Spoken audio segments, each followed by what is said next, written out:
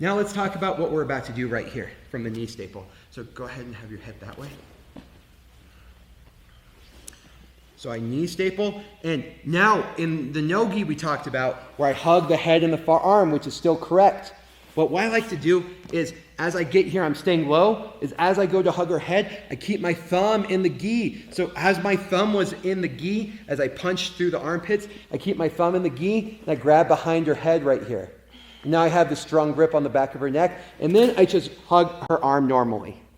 Now I push her chin the other way, knee on belly to mount, and I establish mount. But notice, rather than just hugging, I also have this grip right here. All right, this grip on the back of the neck. Now this is the same exact thing as the punch through choke. I call it for the kids the loop around choke because you loop around. But it's the same exact choke, I just set it up from a different angle. So as I'm right here, I loop around, boom. And look, it's the same exact choke, but even tighter. Okay? So I have these grips in here. I'm turning her neck, and I reach across, and I zip tie her neck shut. And so that's how you get the loop around choke without them even realizing they're being set up for it.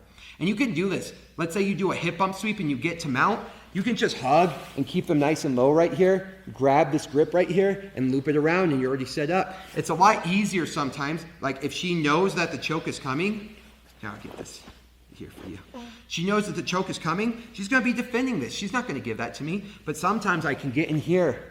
I grab right here. Now, boom. Now I got that choke set up. I sneaky snake under with my forefingers, and I finish that choke. Okay? It's a very cool option. And it's also an option from closed guard too as you get more advanced. Okay? Now I'll show you really quick. However, I don't want you guys giving up good things just to get this choke. So one thing that some people do, get down here, but instead of going same side collar, okay, you go cross side collar, pull them down, and you get like this, and you're holding them like this, as opposed to earlier, you were holding them like this. And then what you do, is you slip around, boom, and then you have this choke. All right, that's a little bit more advanced than what we're doing in this course, but I just wanted to show you it's the same setup. Mount and guard are just the same thing inverse. So people say guard is upside down mount. Okay? So everything you can do in guard for the most part, you can do in mount, and everything you can do in mount for the most part, you can do in guard. Okay? So now I'm going to show you guys the series that I want to do. So maybe I grab Coach Jade and bring her down. Now she does the stink bug pass.